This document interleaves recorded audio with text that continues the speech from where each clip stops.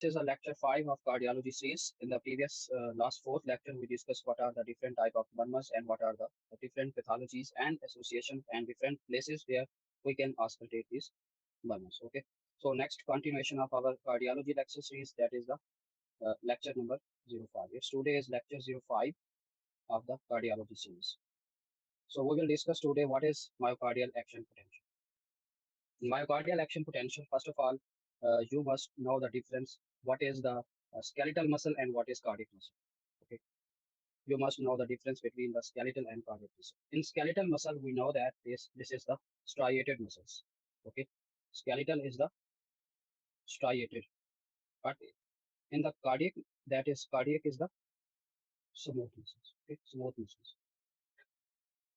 And the most important thing we will discuss in our this phase is there are a few differences in contrast to the skeletal muscles. There are few changes here. We will discuss after we study the different phases. अच्छा phases क्या हैं? First of all, I would describe here what is the action potential. Okay, voltage कितना होता है? What is the voltage of resting cardiac muscle? What is the voltage of resting cardiac muscle? Okay, that is minus 90 millivolt. Why it is minus 90? Because in skeletal muscle, this is minus 75 millivolt. It means in cardiac muscle cells, there is more negative inside the cell. Intracellular, there is more negative potential. You can see it is minus 85, almost minus 90. Why it is more negative as compared to minus 75 in skeletal muscles? The reason here is that the reason is that we the reason is that we need more excitation to stimulate cardiac muscle, and and it prevents arrhythmias. That is very important point. The nature has created this more negative potential. Why? Because to prevent arrhythmias. क्यों? क्योंकि अगर ये ज्यादा negative ना होती, let's suppose ये negative 60 होती, तो you know that there is more negative का मतलब inside the cells mean it will take the time to excite this. अगर लेस नेगेटिव होगा, इसका मतलब it is coming toward depolarization. It is coming toward depolarization. जब depolarization होगा, contractility, excitation contraction coupling ज्यादा हो गई, एंड एक्साइटेशन कंट्रैक्शन कपलिंग ज्यादा होने की वजह से क्या होगा? There will be more chance of rhythmia development. So nature ने, अल्लाह ताला ने एक सिस्टम बनाया है कि हमारा मोर नेगेटिव है कार्डियक सेल में, because to prevent irregularities in the rhythm. Okay, so first of all we will discuss what is phase 0. In myocardial action potential, there are the different phases. We will discuss what are the ion changes in each of these phases. In the phase 1, this is denoted by here, which is due to voltage gated sodium ion changes. Okay, what happens? Sodium comes inside the cells. Okay, there is a extracellular space and one is intracellular. Okay, intracellular. And this I can divide here between this, like this is intracellular and this is extracellular. Okay, some of the ions that are more in extracellular, and sodium is one of them. Sodium is more in extracellular. Okay, so when it enters intracellularly via the voltage gated sodium channels opens, so it is phase 0.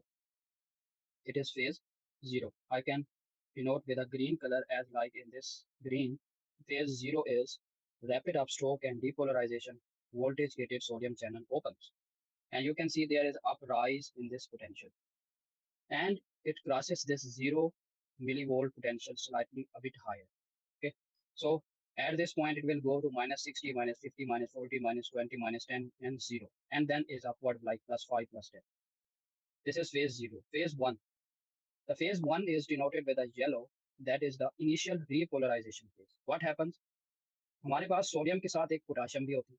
Normally आपको पता है potassium जो होता है वो क्या होता है? Intracellular, because excess concentration of potassium intracellular. So when voltage gated potassium begins to open, what happens? It's mean it's going from intracellular toward extracellular. कहाँ से कहाँ आ रहा है, इंट्रासेलुलर से एक्स्ट्रा सेलुलर आ रहा है। ठीक है, अब क्या होता है, अब हमारे पास phase one which is inactivation of this sodium channel. अब ये सोडियम चैनल इनएक्टिवेट हो चुकी है। अब क्या होगा, potassium voltage gated channel begins to open. Okay, वो क्या करेगी, वो कंपनसेट करेगी।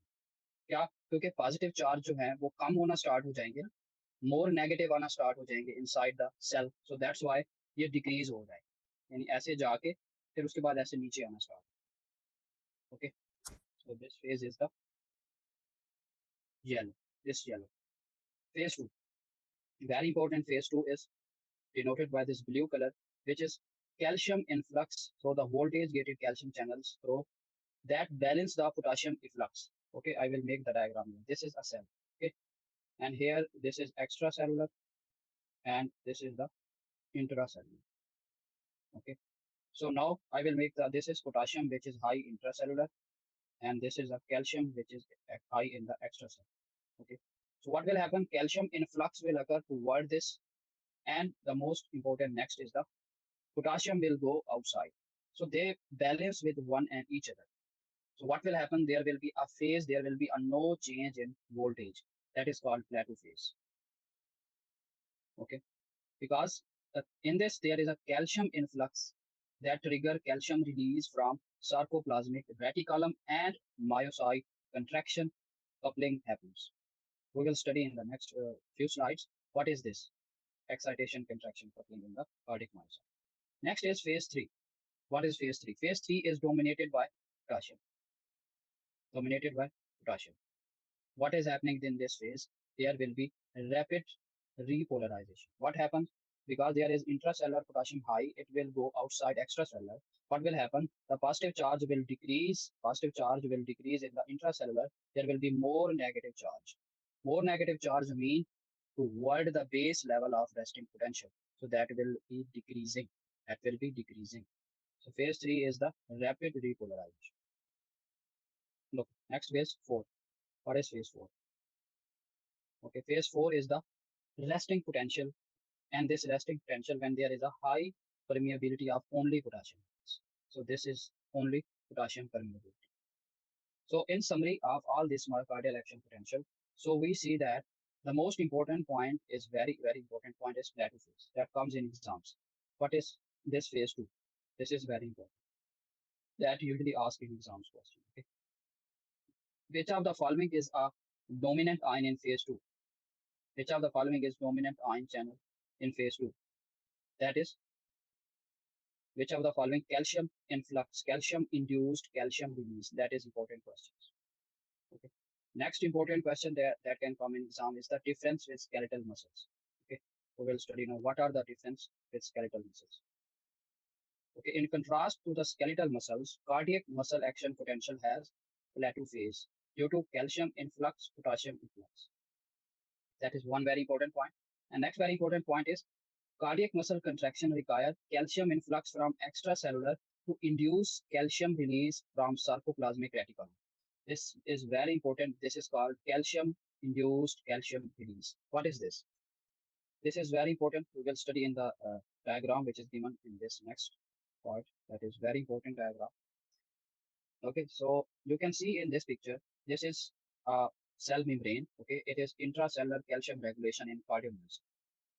Okay, so this is a sarcolemma and this is a cell membrane. Okay, so calcium is going, calcium is going. Okay, this is a 1 point here is calcium. Calcium will go inside the cytoplasm via L-type calcium channel. From this L-type calcium channel, what will happen next? Inside this sarcoplasmic reticulum, which is number 0.2, this is ryanodine receptor, RYR2. This is called ryanodine receptor. Ryanodine receptor. Okay. So what will happen? This ryanodine receptor will capture this calcium. It is coming toward this, and it will enter into this sarcoplasmic. What will happen next? What will happen next? Then this will be causing the more release of the calcium from this sarcoplasmic reticulum, and this calcium will enter into this cytoplasm. When this calcium is sensed by this ryanodine receptor, then the sarcoplasmic reticulum releases more calcium toward the cytoplasm. So this is called calcium-induced calcium release in cardiomyocyte, which is highly characteristic in cardiomyocyte. It is not present in skeletal muscle. Okay. So I repeat here with a one by one point. First, this is a cell membrane. Okay, this is a cell membrane. Okay, and next there is a calcium coming here. This is calcium. Calcium is entering with this L-type calcium channels. Okay, and number 2 point, it is sensed by this ryanodine receptor. It's sensed by this ryanodine receptor, and ryanodine receptor will now causes the calcium to transfer from this sarcoplasmic reticulum into this cytoplasm. This cytoplasm. Now, what will happen next? When this calcium is high inside this cytoplasm, then it will be leading to the calcium troponin complex. Calcium troponin complex. In this picture, you can see calcium modulation of action binding sites. Okay. So what will happen? So when there is attaching of the calcium with this troponin, it will displace the site of myosin binding. You can see in this picture in the red color, this is active. This is active. Okay, and you can see in this is in the this picture, this is myosin. Okay, so when this tropomyosin is covering this myosin binding site, but when calcium is attaching with troponin, so this myosin binding site is uncovered. And what will happen? Then calcium will come and it will attach with calcium binding site here. So it will start action potential. Myofibril contractions will start. Okay, myofibril contractions will be started. This is our basic concepts here. What will happen? What will happen in the phase 4? There is a normal, but when there is a phase 0 and phase 3, the most important phase is that which is phase 2. In phase 2, there will be contraction coupling. So this is MCQs also. In which of the following phases of myocardial action potential calcium binds and contraction coupling happening is the excitation contraction coupling happening in phase 2? This is important MCQs. Okay. So we were discussing the differences. First, we discussed this calcium plateau phase that is not happening in skeletal muscle. It is due to calcium influx, potassium influx. Number 2, we discussed that it is calcium-induced calcium release. We discussed how it happens. Third, we are discussing what is difference with skeletal cardiomyocytes have gap junctions, like this cells and this cells. They are attached with a gap junctions. Okay, it is called electrical coupling. When signal is transferred to one cardiac muscle cell, it is transferred to other also via the gap junction. It is called electrical junctions, gap junctions. Okay. 1, 2, and 3. These are the difference with skeletal muscles. Thank you. Now we will discuss the what is pacemaker and what is pacemaker action potential. Okay, what is a normal pacemaker in our normal pacemaker? Okay, who will decide? Who will decide it? Who will decide it is pacemaker? Okay, actually, the firing rate will decide what is the pacemaker. When the firing rate, first of all, we see that firing rate is mostly high in the SA node. So SA node is our pacemaker. Let's suppose because its beats, it's like having a 60 to 80 times firing rate. So that is why it is called pacemaker. Okay. So pacemaker is any structure like SA node, AV node, Purkinje cells, ventricles, atria that is having a more firing rate, that is dominating the system. That is called pacemaker. We will mostly pacemaker we count as SA node and AV. Okay, but these two are very important. So we will study what is pacemaker action potential because it is different as compared to the cardiac myocytes. Okay, SA node and AV node has different diagram. Okay, as compared to the myocyte. In this, very important point to understand is phase 4. That is very important point to understand is phase 4. Why? Because it starts with slow, spontaneous diastolic depolarization due to funny current. Due to funny current. What is funny current? What is funny current? Funny current is not actually funny. It's like funny current. Okay. Funny current is due to sodium ion, potassium ion, and a mixture of T-type calcium ions. These three important ions play a role in this phase 4, which is very interesting Before the phase 0, there is phase 4 in this, that is due to funny current. Actually, it is HCN. What is HCN? HCN is hyperpolarized cyclic nucleotide sodium channels, which is called HCN. HCN, which is called HCN. It is hyperpolarized cyclic nucleotide sodium channels. What are these channels? Actually, a sodium causes inward flux from extracellular to the intracellular. What will happen then? Also, some potassium will go outward, but sodium enter more as compared to potassium coming outward, and also the calcium entered due to T-type calcium influx entry. So this creates a less negativity. Mean that is minus 60 is a base level, but it's due to this sodium and calcium. This is going toward more positivity, mean less negativity toward this minus 40, and it's reached to the threshold which is minus 40. And in at this level, there is a normal phase which is phase 0 started, which is voltage gated calcium channels entry. I repeat here, what is phase 4? Phase 4 is which phase in phase 4 there is HCN sodium channels. What are HCN? It is hyperpolarized cyclic nucleotide mediated sodium channels. Okay, so it will causes more sodium to enter from extracellular toward the intracellular.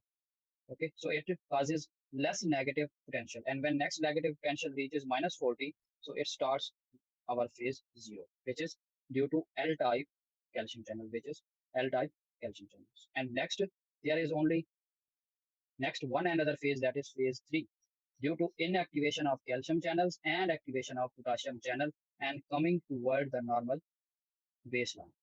Only 3 phases. So here the importance, that is very important questions that coming in exam is the phase 4. Why it is important? Why? Because our sympathetic and parasympathetic system controls this. Okay.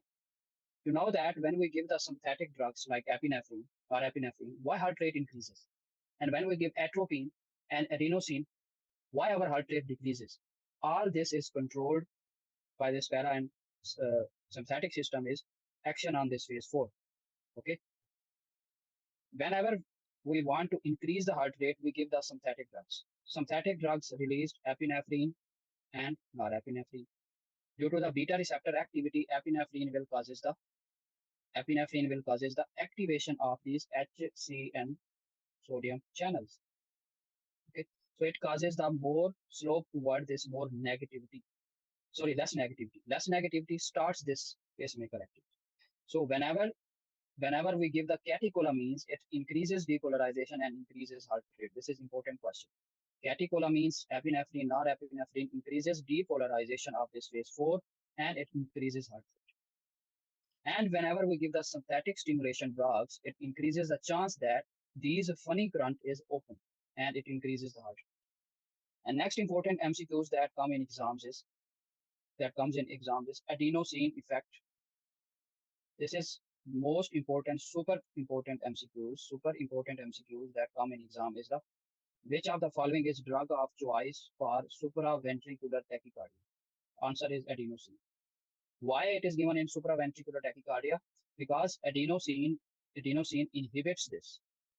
Adenosine decrease the rate of diastolic depolarization, decrease the rate of the heart. Why? Because whenever this we stop this, there will be decreased firing of the SA node and there will be delay. So that's why in supraventricular tachycardia, we give adenosine because adenosine increases the AV delay. AV delay, atrioventricular delay. Mean SA node firing will be decreased and some of the firing that go into the AV node will also be delayed. So that's why it is primary drug given in supraventricular tachycardia in which we want to decrease the firing. So our goal is to decrease the firing. So also parasympathetic drugs also do like this because parasympathetic drugs increases vagal tone, increases AV delay. Okay, so adenosine and parasympathetic decreases the heart rate and it inhibits this phase 4 depolarization of pacemaker action potential, and sympathetic increases the heart rate by increasing this funny current activation. Okay, So this was our basic concepts from this section.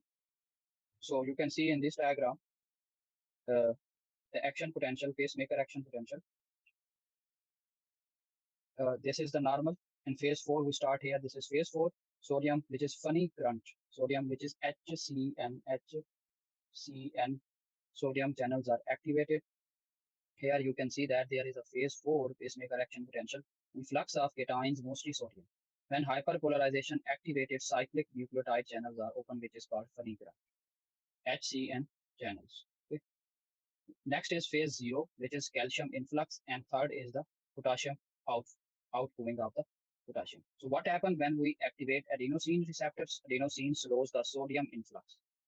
Okay, adenosine slows the sodium influx. I gave the adenosine here, it will inhibit this phase 4. Because why? Because adenosine will decrease cyclic AMP. When adenosine decreases the cyclic AMP will causes decreased conductance of HCN channels. Decreased conductance of this HCN channel causes the slowed phase 4. It slows the phase 4. And also adenosine acts on ligand-gated calcium channels, and also it decreases the phase 0. So it is very important. Adenosine action on this action potential pacemaker activity. Okay, so now we are going to next, which is electrocardiogram. Okay, it is a very like a broad topic. I will cover. I am also planning to make a series on ECG with a 5 or 6 lectures in a detail, but we will only cover a few of the basic concepts here because in exams that are important, we only discuss that point. Okay, in complex and clinical type of ECG, we will study in a later lecture, separate lecture series of the ECG. Okay, so first of all, what is electrocardiogram, and all of the people usually know the basic concepts. We will discuss the important point that are the very important from exam point of view. Okay, so first of all, what is the route of conduction? Normal route of conduction. Okay, electrical activity starts in SA node, and then first is go into the atrium, right atria and left atria, and then it's go into the AV node, and then it go into the bundle office, then it go into the right and left bundle branches, and then it go into Purkinje fibers, and then from Purkinje fiber it go into the ventricles.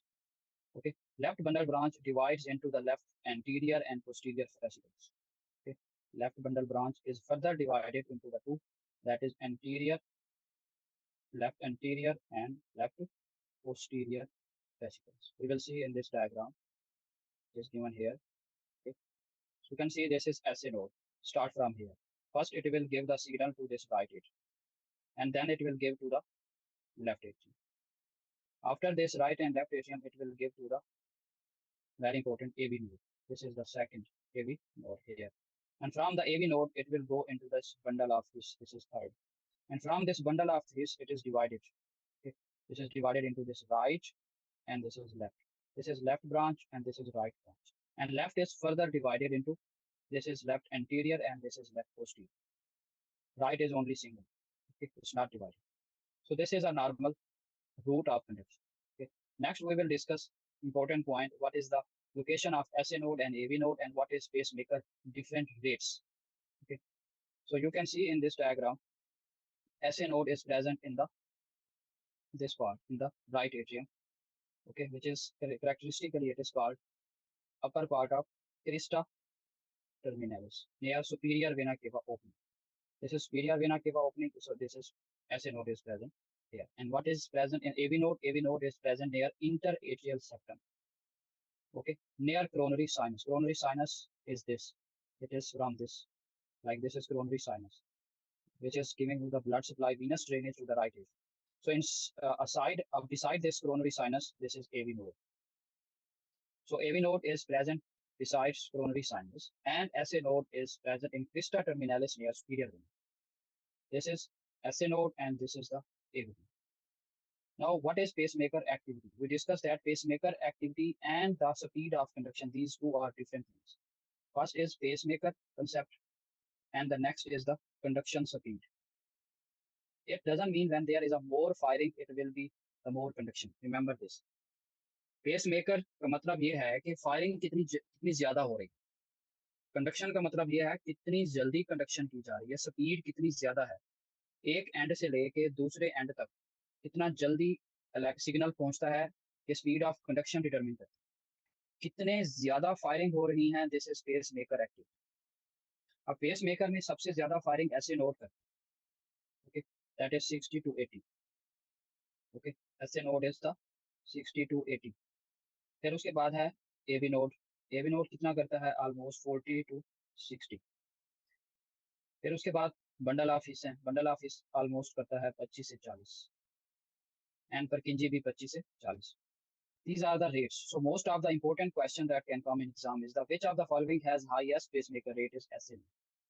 Which of the following has highest speed of conduction? That answer is the Purkinje fibers. So speed of conduction is much greater in this his Purkinje, but SA node has more firing. His Purkinje has more speed of conduction. Remember this. Okay. So next, speed of conduction is more in the atria, and then in the ventricle, and then in the AV node. This is important. And next we will go with the one by one concepts. What is happening in the ECG changes? What is P wave? What is Q wave? What are the different changes? We will study from this diagram. Okay. So what is normally changes in the ECG? First of all, we will discuss this P wave. What is happening? Why it is happening?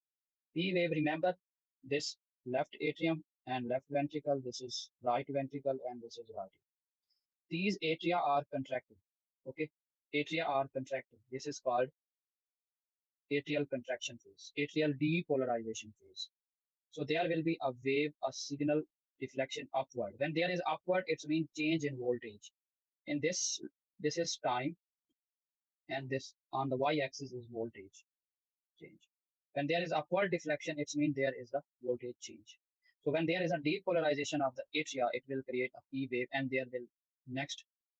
Next, what is atrial repolarization? Where is atrial repolarization? After the atrial depolarization, why it is ventricular depolarization, and after ventricular there is a ventricular repolarization. But you can see in this picture there is a no atrial. Here must be the atrial repolarization. Atrial repolarization. Okay. So why it is not? Because it is not very important. It is buried inside this QRS complex.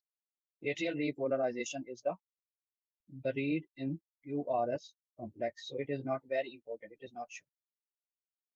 Okay. So we discussed that this is P wave, this is atrial depolarization. After there is the ventricular depolarization that develops a QRS complex. What is QRS? First downward deflection, that is Q. Then upward, that is R.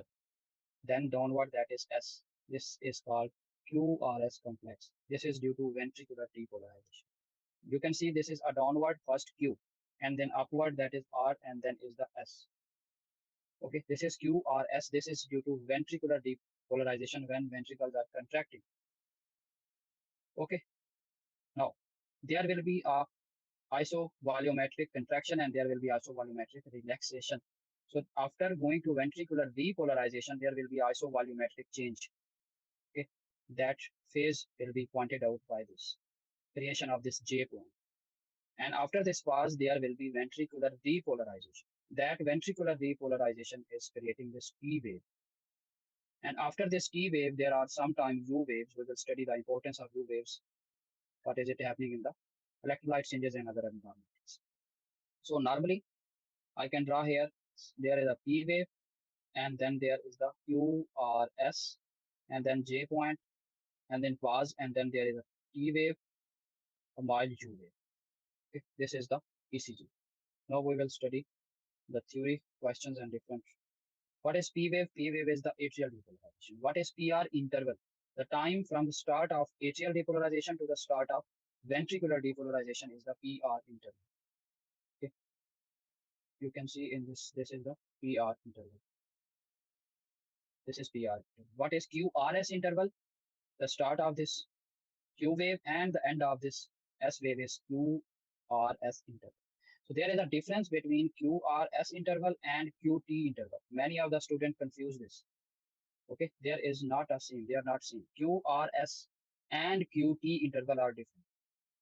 Okay, QRS. Remember, QRS interval mean it is only contain QRS. That is the interval. QT interval. You remember it is from Q toward the T. QT is Q to T interval. So it must be from the start of this Q and end of this T. So QT interval is the larger. Okay, remember this. It is very important QT interval.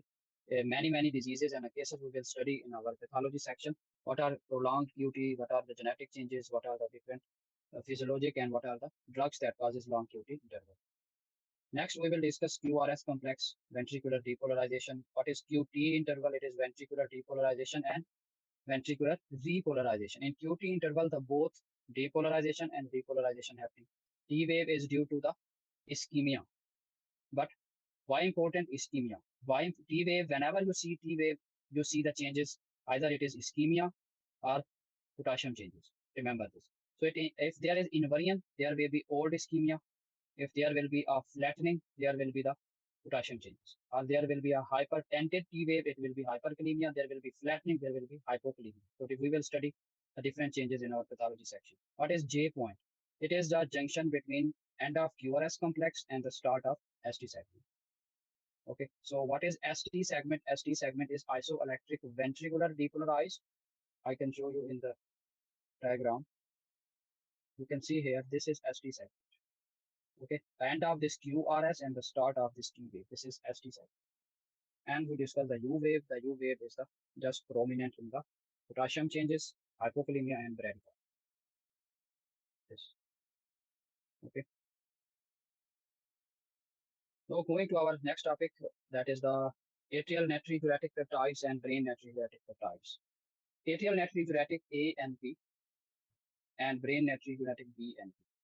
These are peptides that are released. A and P, remember from A. A is from the atria. It is from atrial myocytes. B is from the, remember, it's B is brain, but it's not released from brain. It's released from ventricular myocytes.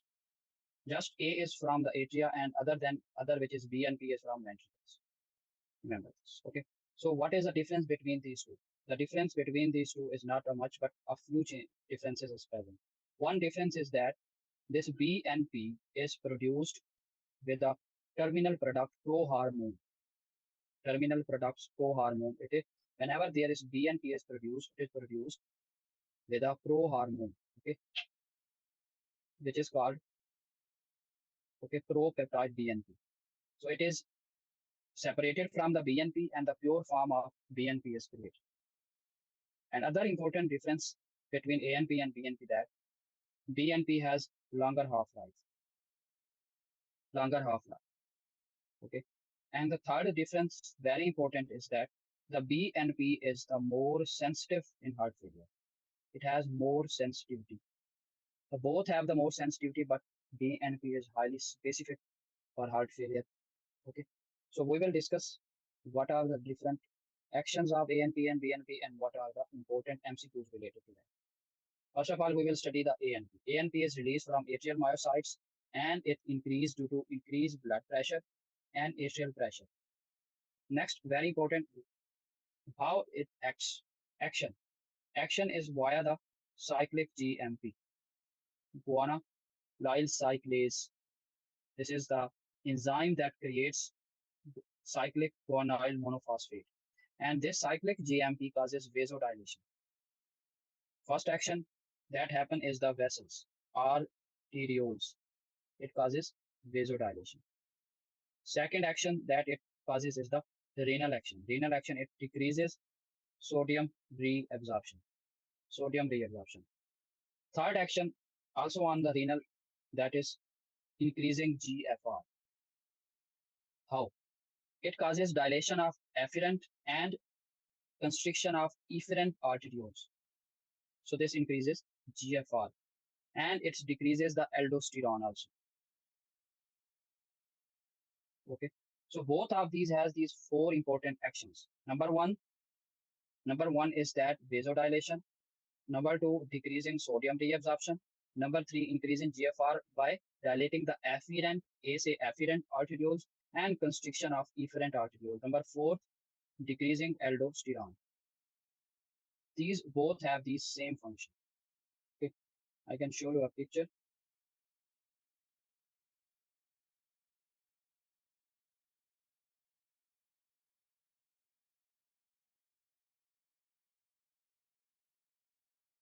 Okay, here you can see this very important MCQs from exam point of view. Elevated brain natriuretic peptide have highly sensitivity for diagnosing of congestive heart failure. In contrast, clinical signs have more high specificity. Okay, if I can say ANP and BNP, they have a high sensitivity. We will study in the biostatistics what is sensitivity and specificity. And clinical signs, they are highly specific, highly specific. So the question came, ANP, BNP has more sensitivity regarding the heart failure. Okay. Next important topic is baroreceptors and the chemoreceptors. Baroreceptors and the chemoreceptors. Okay.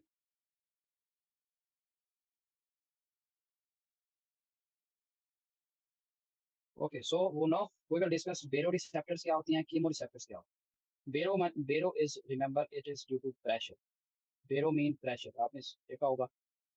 The baro is always related to pressure. Chemo is always related to chemicals.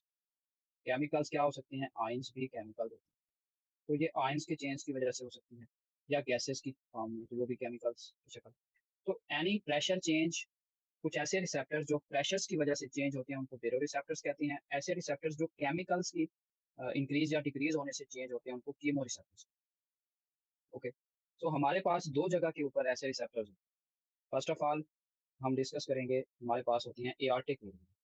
Aortic area, aortic arch basically. Aortic arch area में क्या होती हैं, aortic chemo receptors भी होती हैं और बेरो receptors भी होती हैं. ओके. एआर्टिक आर्च क्या करती है, एआर्टिक आर्च ट्रांसमिट्स करती है वेगस नर्व के थ्रू या ग्लासोफ्रिंजल नर्व के थ्रू, 9 and 10 नर्व के थ्रू सिग्नल्स देती है किसको, सोलिटेरी न्यूक्लियस ऑफ मेडुला. ये कहाँ पे होता है, सोलिटेरी न्यूक्लियस होता है हमारे दूसरा पार्ट्स हैं ब्रेन के. Medulla, medulla is the brain part, तो उसको रिस्पांस देती है सोलिटेरियस न्यूक्लियस. सोलिटेरियस न्यूक्लियस क्या सिग्नल देती है वो अभी भी पढ़ना है. बस इतना याद रखना है, रिसेप्टर्स प्रेजेंट हैं, baroreceptors as well as chemoreceptors inside aortic arch. Okay. And they give signal, किस चीज के होंगे, we will study in this. क्या सिग्नल्स किसको देंगे, या तो वो वेगस नर्व के थ्रू देंगे या वो ग्लासोफ्रिंजल नर्व के थ्रू. किसको देंगे जी, सोलिटेरियस न्यूक्लियस को देंगे. उसके बाद हमारे पास आ जाती हैं एक और पोजीशन रिसेप्टर्स होती है, वो है कैरोटिड लेवल के. उसको मैं ब्लू कलर से हल्के जो मैं इस कलर से हाईलाइट करता हूँ. ये carotid area, this is carotid, this was one and this is second. Carotid में भी बेरो रिसेप्टर्स होती हैं और कीमो रिसेप्टर्स होती हैं. ओके. अब इसका क्या काम है, ये करती हैं ग्लासोफ्रिंजल नर्व्स के through. This is cranial nerve 9. सो जो एआर्टिक आर्च है वो करती है क्रेनियल नर्व 10 वेगस नर्व के थ्रू, और जो कैरोटिड है वो करती है ग्लासोफ्रिंजल नर्व के थ्रू. इसको वही सेम सोलिटेरियस न्यूक्लियस. ओके. दोनों किस किस चीज को डिटेक्ट करती हैं, प्रेशर को एंड केमिकल्स को. Remember this. अच्छा, हमने डिस्कस किया सबसे पहला कंसेप्ट कि बेरो is pressure and chemo is chemical. फिर हमने दो चीजें डिस्कस की.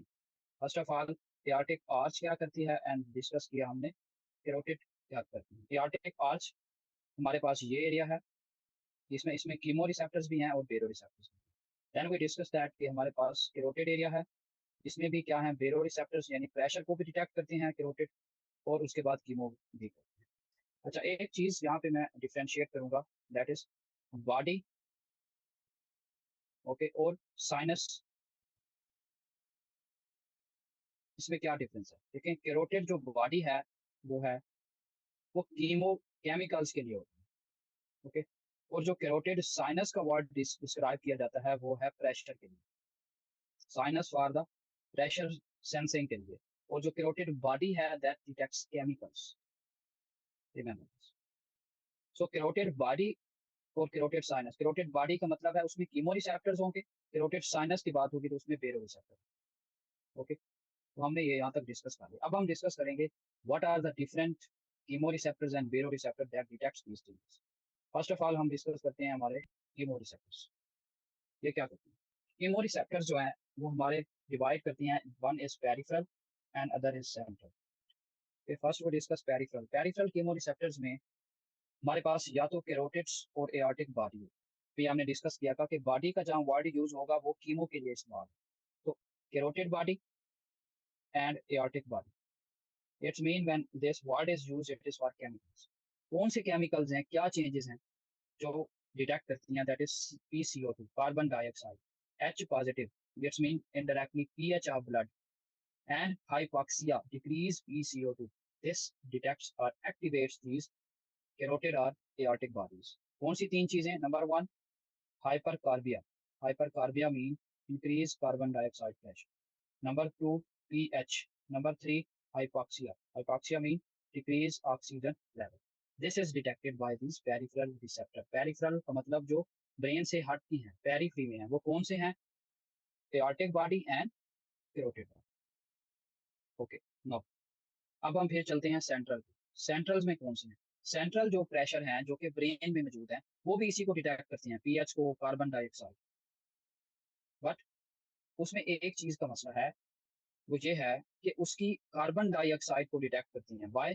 बिकॉज एच पॉजिटिव को डायरेक्टली नहीं कर सकते क्योंकि ब्लड ब्रेन बैरियर से एच पॉजिटिव क्रॉस नहीं कर सकते। इसलिए जितना ज्यादा कार्बन डाइऑक्साइड सेल्स के अंदर होगी वो HCO3 और H पॉजिटिव में कन्वर्ट हो जाएगी जब ब्लड ब्रेन बैरियर क्रॉस करेगी। ये कार्बन डाइऑक्साइड जब ब्लड ब्रेन बैरियर को क्रॉस करती है तो वो HCO3 और H में कन्वर्ट हो, वाटर के साथ मिलके H2CO3 बनाती है और H2 और HCO2 अलग हो जाता है, तो हाइड्रोजन आयंस की कंसंट्रेशन बढ़ जाती है ब्रेन के अंदर। और तो सेंट्रल कीमो रिसेप्टर्स जो होती हैं वो क्या हो जाती हैं, विद पैसेज ऑफ टाइम, बहुत ज्यादा कार्बन डाइऑक्साइड हो तो हमारे सेंट्रल रिस्पॉन्सिवनेस डिसेंसिटाइज हो जाती है, लाइक COPD के patients. What is this concept? एक COPD का पेशेंट है, उसके पास डेली कार्बन डाइऑक्साइड रेज है, और डेली जब carbon dioxide blood brain barrier को क्रॉस करती है तो क्या करती है, कीमो रिसेप्टर्स को एक्टिवेट करती है। ठीक है, तो क्या होगा, ऐसा विद पैसेज ऑफ टाइम क्या होगा कि सेंट्रल जो कीमो रिसेप्टर्स होती हैं वो डिसेंसिटाइज हो जाती हैं, ऐसा ऐसा वो लेस रिस्पांस देना स्टार्ट कर देती हैं carbon dioxide. It is called dependence on peripheral chemoreceptor. क्या होता है कि सेंट्रल कीमोरिसेप्टर की अडाप्टेशन हो चुकी होती है कि COPD के पेशेंट में हर वक्त ही कार्बन डाइऑक्साइड रेज है, तो सेंट्रल वाले कंट्रोल नहीं करेंगे, तो सारा का सारा जो कंट्रोल होता है वो डिपेंडेंट हो जाता है पेरीफ्री, यानी कि इनके ऊपर। अब क्या होगा फिर? ओके, फिर हम आगे नेक्स्ट कंसेप्ट करते हैं बेरो रिसेप्टर्स। बेरो रिसेप्टर्स क्या करती हैं? बेरो रिसेप्टर्स में अब हम दो चीजें पढ़ेंगे इसमें। नंबर वन हम पढ़ेंगे what is the response, response number one, response to hypotension, hypotension. Okay, number two हम पढ़ेंगे रिस्पांस टू द हाइपरटेंशन, यानी इंक्रीज प्रेशर। सबसे पहले हम ग्रीन से मेंशन करते हैं what is response to the, what is the response to this hypotension. Hypotension होगी तो क्या होगा, आर्टीरियल की प्रेशर कम होगा, जब आर्टरी का प्रेशर कम होगा तो स्ट्रेच कम होगा। अब मैंने आपको डिस्कस किया बेरो का मतलब क्या होता है, प्रेशर। बेरो का मतलब क्या है, प्रेशर।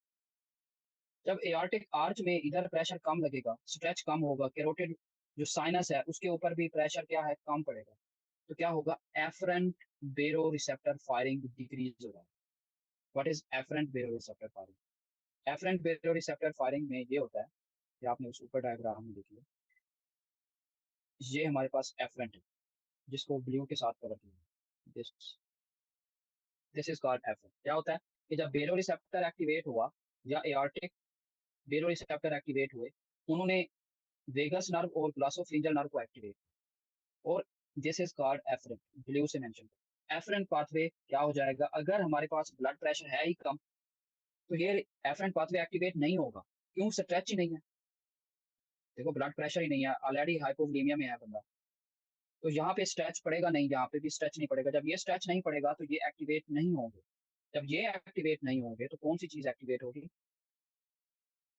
उलट, उलट सिस्टम, यानी इफेंट सिस्टम एक्टिवेट हो जाएगा, ग्रीन वाला। वो क्या होगा, उसमें इफरेंट सिंपैथेटिक फायरिंग स्टार्ट हो जाएगी। इफरेंट सिंपैथेटिक फायरिंग वो क्या होती है, सिंपैथेटिक स्टिमुलेशन स्टार्ट हो जाएगी। Sympathetic stimulation causes the epinephrine and norepinephrine release. Epinephrine and norepinephrine causes the vasoconstriction, increases total peripheral resistance, vasoconstriction, and increases the beta activity on the heart, that increases heart rate and also increases contractility. So this is important response to hypovolemic shock. I can repeat here, सबसे पहले low blood pressure हुआ, low blood pressure ने detect, क्योंकि हमारा ये detect नहीं होगा, क्यों नहीं होगा, क्योंकि जो हमारा एफरेंट पाथवे है ये तब एक्टिवेट होता है जब हमें स्ट्रेच होता है, जब स्ट्रेच होगा ही नहीं तो एफरेंट पाथवे हो गया बंद।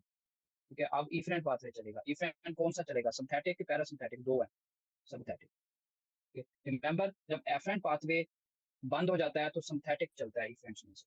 अब इफरेंट में से सिंथेटिक चलेगा और ये जो पैरासिम्थेटिक वाला है ये ब्लॉक हो जाएगा, और इसकी वजह से सिंथेटिक से vasoconstriction, heart rate, blood pressure. अब एक एमसीक्यूज आता है कि एक पेशेंट है, पेशेंट नहीं बस एक पर्सन है, वो सुबह सुबह ऑफिस के लिए जा रहा है और उसके कॉलर कॉलर का जो बटन है वो बंद करता है और अचानक से वो गिर पड़ता है। कॉलर का बटन बंद करता है ऊपर गर्दन वाला और अचानक से गिर पड़ता है, बेहोश हो जाता है, सिंकपी हो जाती है। वाई इट इज क्यों होता है ये, ऐसा लगता है। कभी कभार आपने देखा होगा गर्दन के ऊपर किसी को आप जोर से हाथ से पकड़ते हो तो वो कभी कभार अगर 1 मिनट तक पकड़ते रहो या 30-40 सेकंड तक तो बंदा बेहोश हो जाता है। क्यों? This is due to increase carotid sinus pressure. Carotid का जो मसाज करो, कैरोटिड के ऊपर प्रेशर डालो या एक टाइट कॉलर इस्तेमाल करो, तो this is due to increase sinus pressure. इसमें क्या होता है, जब आपका साइनस प्रेशर इंक्रीज होगा तो साइनस प्रेशर इंक्रीज होने से अब हमारा उलट सिस्टम होगा। इसका मतलब है कि प्रेशर ज्यादा है, हाइपर टेंशन हुआ, स्ट्रेच आएगा। स्ट्रेच कहाँ आएगा, एआर्टिक बेरो रिसेप्टर में स्ट्रेच आएगा और कैरोटिड साइनस में, जहाँ पे आप स्ट्रेच बढ़ेगा। अब स्ट्रेच बढ़ेगा तो क्या होगा, एफिरेंट बेरो रिसेप्टर फायरिंग होगी, एवी नोडल रिफ्रैक्टरी पीरियड बढ़ेगा। वो क्या होता है हम डिस्कस करें। पहले आप ये देखें कि यहाँ का प्रेशर बढ़ा, ये ये वाला पाथवे अब एक्टिवेट हो चुका है एफरेंट। क्यों? क्योंकि यहाँ पे प्रेशर ज्यादा है, स्क्लेरोटिड हमने मसाज किया है, प्रेशर है, ब्लड प्रेशर में ज्यादा किया है। क्या होगा, अब हमारे पास जब एफरेंट पाथवे एक्टिव होगा तो हमारे पास इफरेंट्स में से पैरासिम्पैथिक सिस्टम एक्टिवेट होगा। अब ये एक्टिवेट होगा, ये बंद होगा। जब पैरासिम्पैथिक सिस्टम एक्टिवेट होता है तो वेगस स्टिमुलेशन होती है। तो वेगस स्टिमुलेशन, जो वेगल या एसिटाइल कोलिन रिलीज होता है, एंड एसिटाइल कोलिन अभी आपको मैंने समझाया था, phase four of phase four of depolarization of SA node और एबी नोड को क्या करता है, स्टिमुलेट, क्या कर बंद कर देता है। तो जब एसए नोड और एबी नोड के फेज फोर को वो बंद करेगा, एसिटाइल कोलिन वेगस नर्व से जो एनआर इंडेक्स इंक्रीज होगी, तो वो एबी नोड की रिफ्रैक्टरी पीरियड को बढ़ा देगी। रिफ्रैक्टरी पीरियड का मतलब होता है ऐसा पीरियड जो एक फायरिंग हुई और दूसरी फायरिंग के दरमियान जो फासला होता है उसको बढ़ा देता है। इसका मतलब ये है कि एबी नोड की डिक्रीज फायरिंग हो जाती है, यानी कि रेट, फायरिंग रेट कम हो जाता है एबी नोड। जब फायरिंग रेट कम होगा तो हार्ट रेट कम होगा, हार्ट रेट कम होगा, कार्डियक आउटपुट कम होगा। और फिर क्या होगा, क्योंकि एसिटाइल कोलिन है, पेरिफेरल सिम्पथेटिक का उलट है, तो इसमें वेजो कंस्ट्रिक्शन होती है, तो इसमें वेजो डायलेशन। और जब वेजो डायलेशन होती है तो क्या होता है कि सारा का सारा ब्लड पुल अप हो जाता है और ब्लड सप्लाई नहीं मिलती इसको। क्यों? क्योंकि सारा का सारा जब वेजो डायलेशन होती है वीनस सिस्टम की, ब्लड पूल हो जाता है, जब पूल हो जाता है तो कार्डियक आउटपुट कम होने से ब्रेन सिंकपी हो जाती है, ब्रेन को ब्लड सप्लाई ना मिलने से अचानक से बंदा बेहोश हो जाता है। दैट वे बड़ा इंपॉर्टेंट कंसेप्ट है। उसके बाद कुशिंग रिफ्लेक्स क्या होता है, Cushing reflex tried of hypertension, bradycardia and respiratory depression, this is Cushing reflex. इसमें क्या होता है जब ऐसा पेशेंट लाइक कोई सडन हेमरेज होता है, स्ट्रोक होता है, ठीक है, स्ट्रोक के पेशेंट में जिस तरह हेमोरेजिक स्ट्रोक होती है, उसमें क्या होती है, इंट्राक्रेनियल आईसीपी बढ़ जाता है। आईसीपी के बढ़ने की वजह से क्या होता है कि हमारे पास इंट्राक्रेनियल प्रेशर आर्टेरियोल्स को कंस्ट्रिक्ट करता है। जब आर्टेरियोल को कंस्ट्रिक्ट करेगा, इस्कीमिया काज करेगा। इस्कीमिया से क्या होता है, कार्बन डाइऑक्साइड होगा और क्या हो जाती है, एसिडोटिक कंडीशन होती है। जब कार्बन डाइऑक्साइड बढ़ेगा, एसिडोटिक कंडीशन होगी तो सेंट्रल रिफ्लेक्सिव सिंपैथेटिक रिस्पांस रहेगा। रिमेंबर दिस, जब भी इंट्राक्रेनियल प्रेशर बढ़ेगा, इंक्रीज आईसीपी, उसके रिस्पांस में हाइपॉक्सिया होगा। हाइपॉक्सिया स्टिमुलेट करेगा सिंपैथेटिक एक्टिविटी। सिंपैथेटिक क्या करेगी, हाइपरटेंशन काज करेगी। जब हाइपरटेंशन ज्यादा होगी तो फिर वही बेरो रिसेप्टर वाला पाथवे एक्टिव होगा जो भी हमने समझाया, और उसकी वजह से जब पैरासिम्पैथिक सिस्टम एक्टिवेट हो जाता है, पेरिफेरल रिफ्लेक्स बेरो रिसेप्टर, तो रिफ्लेक्सिव ब्रैडिकार्डिया होगा। इसलिए जो आईसीपी के पेशेंट होते हैं वो हाइपरटेंशन करती हैं और हाइपरटेंशन के थोड़ी देर बाद उनको ब्रैडिकार्डिया हो जाता है because of this counter mechanisms. Okay, यहाँ तक समझ आ गई है? Okay, okay, so next is what is resting cardiac pressure in the normal patient, what are the resting cardiac pressures in the normal patient? जो resting cardiac pressures होती हैं जो वो हम डिस्कस, राइट एट्रियम में होता है 5, राइट एट्रियल प्रेशर में होता है 5, राइट वेंट्रिकल की अगर हम बात करें तो उसमें होता है 25/5, मतलब systolic is 25 diastolic 5 in the right ventricle. In the pulmonary trunk की अगर हम बात करें तो उसमें भी 25/8 होता है। This is pulmonary trunk. उसके बाद मोस्ट इंपॉर्टेंट जो पूछा जाता है एग्जाम्स का क्वेश्चन वो होता है pulmonary capillary wedge pressure. What is this? Basically this is क्या होता है? pulmonary capillary wedge pressure is a measurement of left atrial pressure। ये इंपॉर्टेंट है, लेफ्ट एट्रियल। क्यों? क्योंकि यहाँ से जो वापस पल्मोनरी ट्रंक वाली ये जो वेन है वो आ रही होती है लेफ्ट एट्रियम में, क्योंकि ये सारा पंप करती है ब्लड लेफ्ट एट्रियम में। तो एक्चुअली जो पल्मोनरी कैपिलरी का वेज प्रेशर यहाँ रख के हम डिटरमिन कर लेते हैं ना, वो हमें लेफ्ट एट्रिया का प्रेशर देता है। क्यों? क्योंकि लेफ्ट एट्रिया को हम डायरेक्ट मेजर नहीं करते। हम क्या करते हैं, हम एक स्वान गैंस कैथीटर ले जाते हैं। Swan Ganz catheter is very important. वो कैथीटर क्या करती है, वो ऐसे अंदर जाती है राइट एट्रियम, फिर राइट वेंट्रिकल में, और फिर पल्मोनरी ट्रंक से गुजर के इस लेवल के ऊपर प्रोब जो है ना, वो क्या कर देती है, फ्लो को बंद कर देती है, स्टॉप कर देती है। और इधर से क्योंकि प्रेशर ज्यादा बढ़ जाता है तो वो इसके ऊपर प्रेशर डालता है, इस प्रोब के ऊपर। जब प्रोब के ऊपर प्रेशर डालता है तो इधर से हमें डिटेक्ट हो जाता है कि इधर इतना प्रेशर आ रहा है। तो हम समझते हैं कि ये जो प्रेशर आया है एक्चुअली ये लेफ्ट एट्रिया का प्रेशर। देखिए इस बात को जरा गौर से समझिए, ठीक है। ये हमने यहाँ से एक कैथीटर डाला, वो राइट एट्रियम में गई, वो राइट वेंट्रिकल में गई, फिर पल्मोनरी ट्रंक से गुजरी, और पल्मोनरी ट्रंक से जहाँ से जो लेफ्ट वाली पल्मोनरी ट्रंक जा रही है ना, यहाँ पे हमने बंद कर देना होता है प्रोब, ताकि ब्लड आके ना जा सके। अब क्योंकि लेफ्ट एट्रिया तो फुल है, अब उधर से इधर क्योंकि कोई प्रेशर नहीं है, बंद हो गया, आ नहीं रहा फ्लो। जब इधर फ्लो है नहीं, क्योंकि ये हाई ग्रेडियंट फ्लो था, क्योंकि इससे इस तरफ करता था। अब मैंने जब ये बंद किया तो फ्लो अब इधर से इस तरफ आएगा। जब इस तरफ आएगा तो यहाँ पे जो प्रोब रखा होता है वो इस प्रेशर को डिटेक्ट कर। This is called pulmonary capillary wedge pressure and it is approximation of this left atrial pressure। बस ये इंपॉर्टेंट क्वेश्चन। और ये कैसे डिटेक्ट? स्वान गैंस कैथीटर के जरिए हम डिटेक्ट। That clear? उसके बाद ऑटो रेगुलेशन है। ऑटो रेगुलेशन हम डिस्कस करेंगे कि हमारे डिफरेंट जो बॉडी के पार्ट्स हैं वो किन किन चीज़ों से डिस्कस करें कि ऑर्गन जो है वो किस इन केमिकल्स रेगुलेट होती हैं, कौन सी चीज़ों से रेगुलेट होती हैं। हम लंग्स की बात करें तो डिफरेंट सिस्टम है ऑल ओवर द बॉडी। जो हाइपॉक्सिया है वो करवाता है वेजोडाइलेशन। नॉर्मली जो हाइपॉक्सिया है वो करवाता है पेरिफेरल में। पेरिफेरल टिश्यू की बात करें तो उसमें वेजोडाइलेशन। ओके। बट लंग्स के अंदर हाइपॉक्सिया वेजो कंस्ट्रिक्शन कराता है। ओके। सो इसमें इंटरेस्टिंग बात यह है कि हाइपॉक्सिया जब वेजो कंस्ट्रिक्शन कराती है उसकी रीजन है वो क्यों? क्यों? क्योंकि उसमें ये जरूरी होता है कि जो वेल वेंटिलेटेड एरियाज है ना वो परफ्यूज हों। ओके। क्यों? क्योंकि जहाँ पे हाई, ये एक वेसल्स है लेट्स सपोज, और ये मैं एल्वेलाई बना रहा हूँ। ओके। यहाँ पे मैं एल्वेलाई बना रहा हूँ। अगर यहाँ पे लेट्स सपोज मैं एक ए और ये बी है, अगर इस ए पोजीशन के ऊपर एयर है ही नहीं, यहाँ पे एयर है ही नहीं, मतलब हाइपॉक्सिया है, यहाँ पे ऑक्सीजन है ही नहीं, यहाँ पे ऑक्सीजन अच्छी है, गुड ऑक्सीजन, ठीक है। तो क्या होगा कि जब लंग्स हैं वो क्या करेंगी, वेसो कंस्ट्रिक्शन कराएंगी उस एरिया में जहाँ पे हाइपॉक्सिया है। वो कौन सा एरिया? ये वाला एरिया। तो क्या करेंगी, यहाँ पे कंस्ट्रिक्शन स्टार्ट करेंगी और सारा का सारा ब्लड कहाँ आएगा? इधर आएगा। इसलिए आएगा क्यों? क्योंकि ये वेल परफ्यूज्ड एरिया है, यहाँ पे गुड ऑक्सीजन है। जब गुड ऑक्सीजन है ताकि डायलेशन हो और ज्यादा से ज्यादा जो है वो एक्सचेंज हो सके। अल्लाह ताला ने नेचुरल सिस्टम में ये खूबसूरती रखी है, हर चीज किसी चीज की ना एक सिस्टम बना हुआ है। क्यों? क्योंकि वेजो कंस्ट्रिक्शन इसलिए होती है ताकि जो well perfused good oxygen areas होती हैं उनको ब्लड सप्लाई फुली तरीके से मिल सके, ठीक है। तो ये हार्ट में क्या होता है, लोकल मेटाबोलाइट्स जो होती हैं वेजो डायलेशन कौन से होती हैं? Nitric oxide, carbon dioxide and hydroxide. This causes vasodilation. Brain में हमने अभी बात किया है कि जो पीएच लेवल होता है या कार्बन डाइऑक्साइड होता है वो क्या करते हैं? वेसोडाइलेशन। किडनी में हम डिस्कस करते हैं। अच्छा, किडनी में ये होता है कि एक स्ट्रेच रिस्पांस होता है जिसको कहते हैं ट्यूब्यूलो ग्लोमेरुलर फीडबैक सिस्टम। इसको दूसरा एक होता है myogenic, which is stretch dependent afferent arteriolar response. हमने डिस्कस किया था अभी के वो जो एफरेंट और इफरेंट की कंस्ट्रिक्शंस की वजह से जो मायोजेनिक रिस्पांस होता है, और एक होता है ट्यूब्यूलो ग्लोमेरुलर। ग्लोमेरुलर और ट्यूब्यूल्स की जो आयंस की रिडक्शन जो फ्लक्स बनता है उसकी वजह से भी किडनी की जो सिस्टम की ऑटो रेगुलेशन है। फिर हमने स्केलेटल मसल को डिस्कस करना है। स्केलेटल मसल्स में तमाम लोकल मेटाबोलाइट वेसोडाइलेशन कौन से, जैसे carbon dioxide, hydrogen ions, adenosine, lactate, potassium.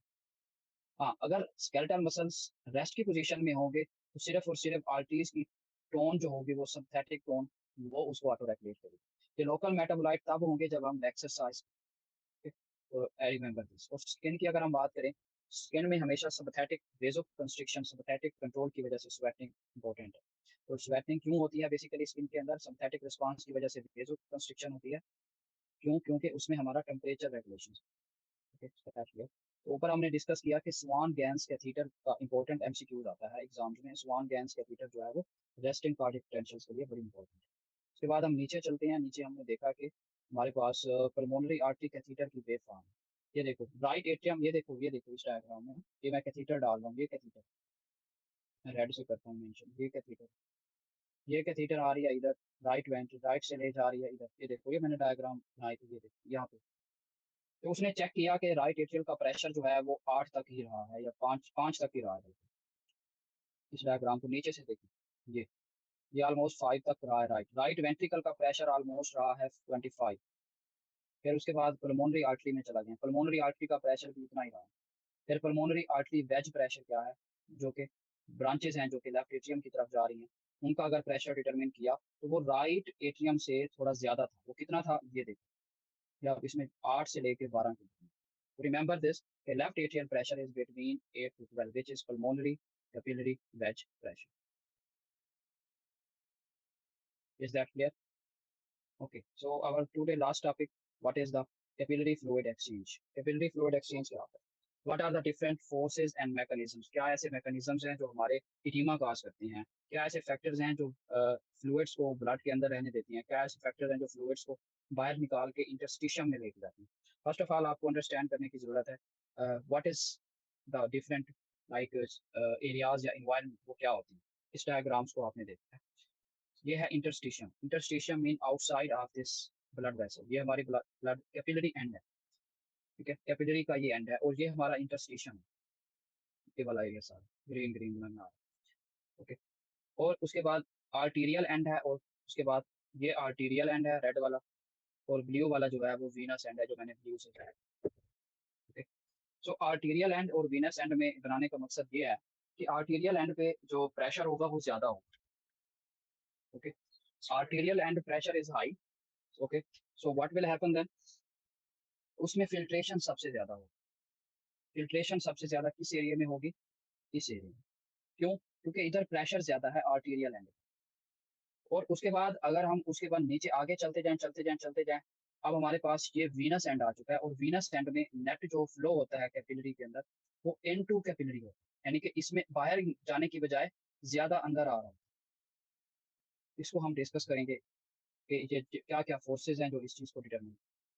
First of all, what is the Starling forces? कौन सी ऐसी फोर्सेज हैं जो फ्लूइड की मूवमेंट्स को डिटरमिन करती हैं? First we discuss capillary hydrostatic pressure.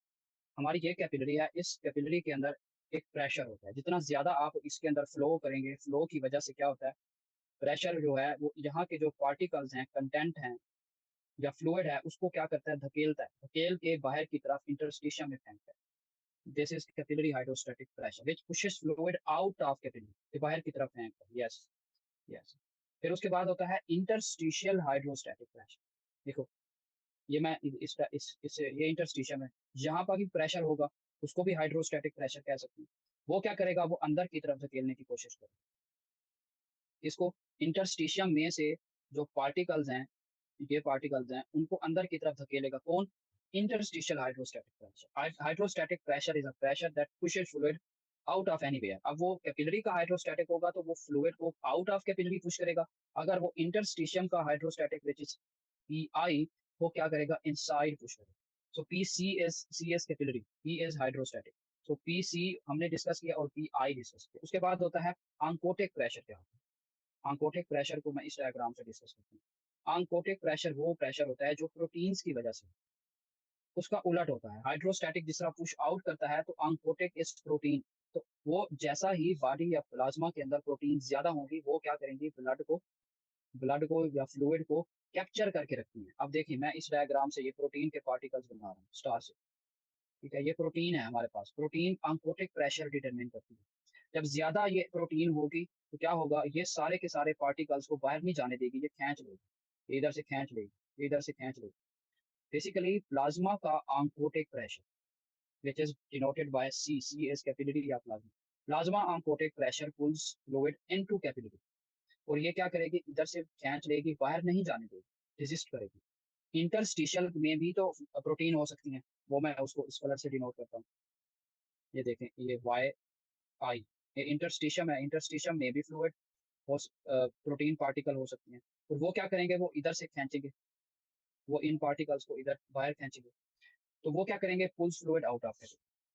तो दो फोर्सेज हैं जो बाहर की तरफ धकेल रही हैं, दो फोर्सेज अंदर की तरफ। अगर मैं इसको डिवाइड करूं, forces that pushes out of capillary वो कौन सी, fluids out of, pulls out fluid out of capillary, वो ये दो फोर्सेज, वो कौन सी हैं, एक है पीसी और एक है EC is capillary hydrostatic pressure plus pi I, this is interstitial fluid oncotic pressure. ये क्या करती हैं, ये करती हैं फ्लूइड को out of capillary, out of capillary. और दो फोर्सेस कौन सी हैं, वो है पी आई प्लस पाई सी, ये क्या करती हैं, फ्लूइड को इन टू द कैपिलरी पुश करती हैं। ठीक है, ये हमारी समरी हो गई। लेकिन अब हमने देखना है कि इसमें से कौन सी ज्यादा है, हमने ये देखना है ना, इनमें से कौन सी ज्यादा है, ये ज्यादा है कि ये ज्यादा है। एक तो ये है और दूसरी ये है।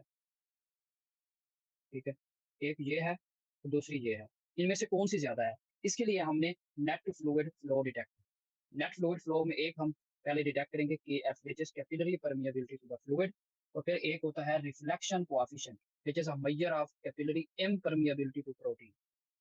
तो इसका फार्मूला आता है K F P C minus P I. P C minus P I का मतलब है कैपिलरी का हाइड्रोस्टैटिक प्रेशर माइनस इंटरस्टिशियल का हाइड्रोस्टैटिक प्रेशर, फिर इसको टोटल माइनस करेंगे, फिर उसके बाद रिफ्लेक्शन कोएफिशिएंट आएगा, फिर उसके बाद आएगा पाई सी। पाई सी का मतलब है प्लाज्मा अंकोटिक प्रेशर जो कि सबसे ज्यादा होता है माइनस इंटरस्टिशियल का अंकोटिक प्रेशर। तो इस फार्मूले में से हम नेट देखते हैं कि क्या हो रहा है, कि हमारा फ्लूइड जो है वो इधर ज्यादा जा रहा है कि अंदर ज्यादा है। This is Starling forces. फिर हम देखते हैं इडीमा कैसे बनता है। Edema is excess fluid which is going out flow into the interstitial. अब इडीमा तब बनेगा जब फ्लूइड बाहर की तरफ आ रहा हो। अब हम डिस्कस करेंगे कौन सी ऐसी काजेज हैं जो इस एडीमे को काज करती हैं। वन बाय वन हम डिस्कस करेंगे इन चार पॉइंट्स की मद्देनजर रख के, कि कौन सी ऐसी कंडीशन है जो कैपिलरी के प्रेशर को इंक्रीज करते हैं, और कौन सी ऐसी कंडीशन है जो परमिएबिलिटी को इंक्रीज करती है। कौन सी ऐसी कंडीशन है जो आंकोटिक प्रेशर को, इंटरस्टिशियल का आंकोटिक प्रेशर बढ़ा के इडिमा काज करती हैं। कौन सी ऐसी कंडीशन है जो प्लाज्मा आंकोटिक प्रेशर को कम करके, मतलब प्लाज्मा प्रोटीन को कम करके इडिमा काज करती है। वन बाय वन हम discuss. First of all, capillary pressure कब बढ़ेगा जिसकी वजह से इडिमा काज होगा। हार्ट फेलियर आपने मोस्ट इंपोर्टेंट देखा होगा, या रीनल फेलियर के पेशेंट्स में। ठीक है, रीनल फेलियर के पेशेंट्स में। उसके बाद वीनस थ्रोम्बोसिस के पेशेंट्स में। ये वो कंडीशन है जिसकी वजह से क्या होता है, कैपिलरी प्रेशर बढ़, कौन सी, heart failure, renal failure, venous thrombosis. Capillary pressure बढ़ता है, पीसी बढ़ता है, जिससे इडिमा। नेक्स्ट, कैपिलरी की परमिएबिलिटी कब बढ़ेगी, जिससे ये कैपिलरी परमिएबिलिटी कोएफिशिएंट बढ़ेगा। ये तब बढ़ेगा जब हमें कोई इन्फेक्शन होंगे, लाइक टॉक्सिन रिलीज होंगे, बैक्टीरियल टॉक्सिन, इन्फेक्शन होंगे बर्न के पेशेंट्स, ये होगी। फिर तीसरी, ये दो हो गई, तीसरी हमारी चीज है फ्लूइड आंकोटिक इंटरस्टिशियम का आंकोटिक प्रेशर इंक्रीज कब होगा।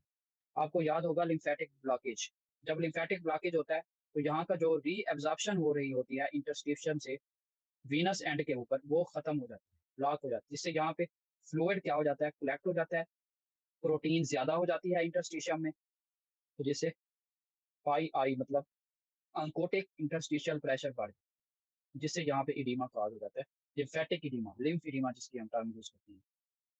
ओके, फिर उसके बाद फोर्थ है decrease plasma oncotic pressure. Decrease plasma oncotic pressure की अगर हम डिस्कस करें तो बड़ी क्लासिक एग्जांपल्स हैं नेफ्रोटिक सिंड्रोम, लीवर फेलियर है, प्रोटीन malnutrition। जिसमें प्रोटीन कम होगी, प्रोटीन कम होने की वजह से क्या होगा, आंकोटिक प्रेशर कम होगा। आंकोटिक प्रेशर कम होगा तो यहाँ पे प्रोटीन जो मैंने स्टार बनाए थे वो क्या करेंगी, वो कैप्चर नहीं कर पाएंगी फ्लूइड्स को, तो फ्लूइड्स कहाँ बाहर चला जाए, जिससे इडीमा हो जाए। So we discuss the different cases कि क्या होता है। सो एलिवेटेड हाइड्रोस्टैटिक प्रेशर क्या होता है, elevated hydrostatic pressure, higher capillary pressure increases plasma filtration into the interstitial. Higher hydrostatic pressure कब होगा, हमारे पास हार्ट फेलियर में होगा, रीनल फेलियर में होगा, और कुछ ड्रग्स हैं जिससे हाइड्रोस्टैटिक प्रेशर बढ़ता है, कैल्शियम चैनल ब्लॉकर ड्रग्स, उसमें भी पेरिफेरल इडिमा होता है। Remember, it is adverse effects of calcium channel blocker drugs. Peripheral edema is adverse effects of calcium channel blocker drugs. और इम्पेयर्ड वीनस रिटर्न हो सकता है, जैसे कि वीनस थ्रोम्बोसिस मैंने अभी बताया। उसके बाद डिक्रीज प्लाज्मा कोटे का भी डिस्कस किया है, किसमें होगा, एल्ब्यूमिन कमी की वजह से। किसमें होता है, नेफ्रोटिक में, सिरोसिस में और मेल न्यूट्रिशन में। लिम्फेटिक ऑब्स्ट्रक्शन हमने डिस्कस की, वो किसमें होती है, हमारी काफी सारी ऐसी हैं, जिस तरह surgical lymph node dissection and radiation. This is very important MCQ. कि लिम्फ लिम्फ इडिमा तब होता है जब ऐसे लिम्फ नोड डाइसेक्शन करके रेडिएशन थेरापी करते हैं सर्जिकली, तो वहां पे हमारा ऑब्स्ट्रक्शन या एक फिलेरियोसिस कंडीशन में हो सकता है, या हाइड्रोजेनिक कोई भी ऑब्स्ट्रक्शन ड्यूरिंग द सर्जरी, या इन्वेसिव मेलिग्नेंसीज। ओके, तो ये क्या करती हैं, लिम्फेटिक ड्रेनेज को ब्लॉक करती हैं, जिससे क्या हो सकता है, लिम्फेटिक ऑब्स्ट्रक्शन हो सकती है, that causes the edema. Okay, so we discuss this all the capillary fluid exchange, what are the Starling forces and how it affected in different diseases. Is that clear?